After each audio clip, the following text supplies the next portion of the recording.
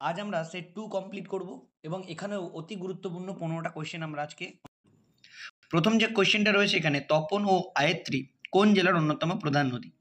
এখানে কিন্তু সঠিক উত্তর হবে তপন ও আয়ত্রী দক্ষিণ দিনাজপুর জেলার প্রধান নদী। এবং এরই সাথে পুনর্ভবা নদীটাও মনে রাখতে হবে, কারণ পুনর্ভবা নদীটা দিয়েও কিন্তু প্রশ্ন আসে, সেটাও কিন্তু এই দক্ষিণ দিনাজপুরই হবে।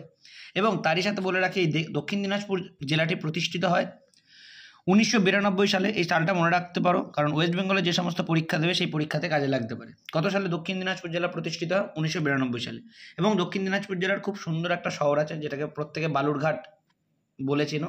খুব ভালো একটা শহর, এবং এখানে আমি নিজেও ভিজিট করেছি, খুব ভালো জায়গা। তো বালুরঘাট হচ্ছে এখানকার প্রধান শহর, এবং তপন, আয়ত্রী এবং পুনর্ভবা হচ্ছে এখানকার প্রধান নদী।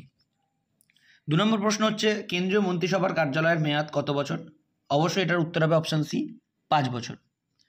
পরবর্তী প্রশ্ন, ভারতীয় সংবিধানের উল্লেখিত শোষণের বিরুদ্ধে অধিকার এর দ্বারা মূলত কোন মানুষদের অধিকার রক্ষিত থাকে? খুবই ইম্পর্টেন্ট কোয়েশ্চেন, এবং আমি বারবার বলি ধারা থেকে প্রশ্ন আসবেই। তো এটার সঠিক উত্তর হবে শিশু। শোষণের বিরুদ্ধে অধিকার, শিশুদের ওপরেই মেইনলি এই টার্মটা ইউজ করা হয়, বা এই যে ধারাটা মেইনলি ইউজ করা হয়। এবং এটা 23 থেকে 24 নম্বর ধারায় আছে। এই ধারাটাও পরীক্ষায় প্রশ্ন আসে যে কত নম্বর ধারায় আছে, 23 থেকে 24 নম্বর ধারায় আছে। এবং 14 বছর কম বয়সী শিশুদের যাতে কোনো রকম কাজে বা বিপজ্জনক কাজে নিয়োগ না করা হয়, তার জন্যই কিন্তু এই ধারাটা ইমপ্লিমেন্ট করা আছে। তো এটা কিন্তু খুব ইম্পর্টেন্ট একটা কোয়েশ্চেন। পরবর্তী কোয়েশ্চেন 4 নম্বর, সংবিধানের কোন অংশে নাগরিকতা অর্জন ও বিলাপ সম্পর্কিত বিষয় উল্লেখিত বা উল্লেখ আছে? এর সঠিক উত্তর হবে অপশান বি, দ্বিতীয় অংশে। এবং এটা তো ধারা যদি জিজ্ঞেস করে কত নম্বর ধারায়, তাহলে এটার সঠিক উত্তর হবে 5 থেকে 11 নম্বর ধারায়। ভেরি ভেরি ইম্পর্টেন্ট কিন্তু ধারাগুলো, যেমন অংশ ইম্পর্টেন্ট অর্থাৎ পার্টগুলো যেমন ইম্পর্টেন্ট, তেমনি আর্টিকেল বা ধারাগুলোও কিন্তু ইম্পর্টেন্ট। দুটোই কিন্তু মুখস্থ করতে হবে পরীক্ষার জন্য। সরকারের কর বা আয় ও ব্যয় সম্পর্কিত বিষয় কিসের অন্তর্ভুক্ত?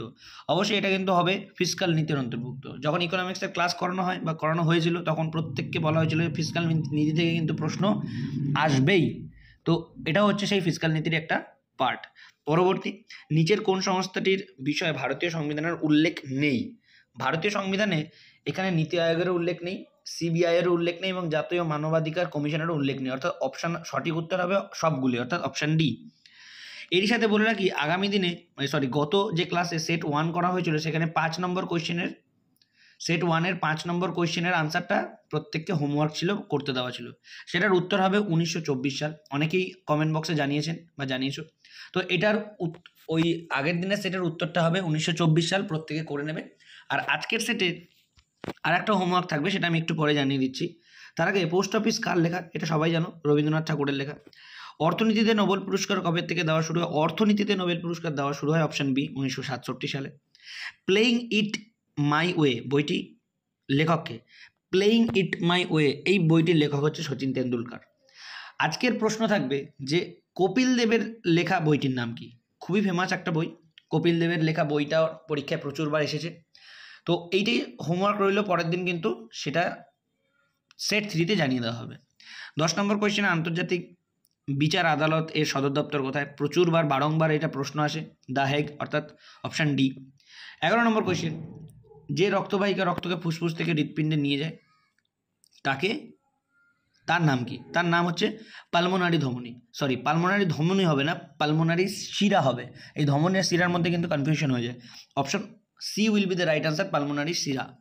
একজন সুস্থ মানুষের সিস্টোলিক ও ডায়াস্টোলিক চাপের মান কত? মনে রাখবে, সিস্টোলিক যদি প্রশ্ন দিত, ডায়াস্টোলিক যদি না দিত, তাহলে হতো 120 মিমি। যেহেতু সিস্টোলিক ডায়াস্টোলিক নর্মাল আমাদের যেটা প্রেশার মাপা হয়, সেটা হচ্ছে 120/80। তাহলে সিস্টোলিক হচ্ছে 120 আর ডায়াস্টোলিক হচ্ছে 80। Very very important question, option A will be the right answer.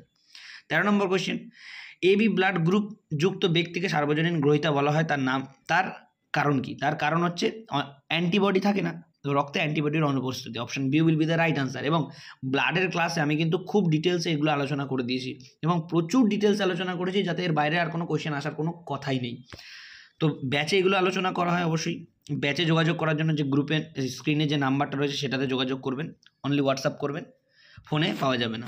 14 number question কী রয়েছে, একটি মাইক্রোফোন রূপান্তরিত করে, দেখো ভালো করে বুঝে নাও মাইক্রোফোনের কাজ কি। আমরা মাইকে কি আস্তে আস্তে গান করলে সারা দুনিয়ার লোক শুনতে পায়, কেন? কারণ মাইক্রোফোনের শব্দ শক্তিটাকে যান্ত্রিক শক্তিতে রূপান্তরিত করে, অপশান বি। এটাকে অনেকে ভুল করে কি করবে, যান্ত্রিক শক্তিকে শব্দ শক্তিতে করে দেবে, এই যে অপশান এ করে দেবে, কিন্তু অপশান এ রাইট আনসার হবে না। অপশান শব্দ শক্তিকে বৈদ্যুতিক শক্তিতে রূপান্তর হতে পারে, হ্যাঁ এটা আমি একটু অপশানটা গোলমাল করে ফেলেছি, এটা অপশান ডি সঠিক উত্তর হবে, শব্দ শক্তিকে বৈদ্যুতিক শক্তিতে।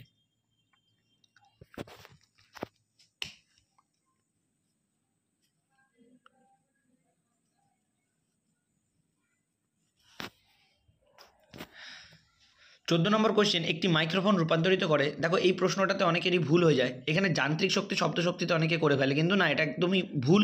এটার কনসেপ্টটা হবে শব্দ শক্তিকে বৈদ্যুতিক শক্তিতে রূপান্তরিত করে। অর্থাৎ আমরা যদি মাইক্রোফোনে কোনো কথা বলি তো তখন কী হয়, ওই অল্প বা আস্তে কথাটাই সারা দুনিয়ার লোক শুনতে পায়, কেন? কারণ ওটা বৈদ্যুতিক শক্তিতে ট্রান্সফার করে দিচ্ছে। কিন্তু যখন আবার কোনো লাউড স্পিকারের কথা বলতে, এখানে যদি মাইক্রোফোন না দিয়ে বলতো লাউড স্পিকার, তাহলে কিন্তু উল্টো হতো, তখন কী হতো, লাউড স্পিকারটা মানে বৈদ্যুতিক শক্তিটাকে শব্দ শক্তিতে রূপান্তরিত করছে।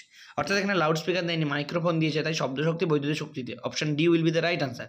কিন্তু যদি লাউড স্পিকার দিত তাহলে কিন্তু এটা ঠিক রিভার্স হতো, মানে বৈদ্যুতিক শক্তি শব্দ শক্তিতে রূপান্তরিত। তাই ভালো করে বুঝে নেবে, এটা কিন্তু ইম্পর্টেন্ট কোয়েশ্চেন। 15 নম্বর এবং আজকে সেটের লাস্ট কোয়েশ্চেন, হেভি ওয়াটার কেন বলা হয়? কারণ হেভি ওয়াটার হচ্ছে এর ঘনত্ব স্বাভাবিক জলের 3 গুণ হয়, তার জন্য একে হেভি ওয়াটার বলা হয়। এছাড়া এগুলো তো কাজে লাগে, কিন্তু মেইন বলা হয় কেন, অপশান বি, এর কারণ হচ্ছে স্বাভাবিক জলের 3 গুণ ওজন হয়। তো নেক্সট আমরা সেট 3 নিয়ে আলোচনা করব এবং অতি গুরুত্বপূর্ণ 15টা কোয়েশ্চেন আমরা কমপ্লিট করব।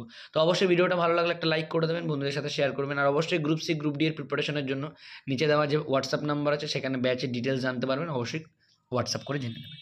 সবাই ভালো থাকবেন, দেখা হচ্ছে নেক্সট ভিডিওতে। জয় হিন্দ।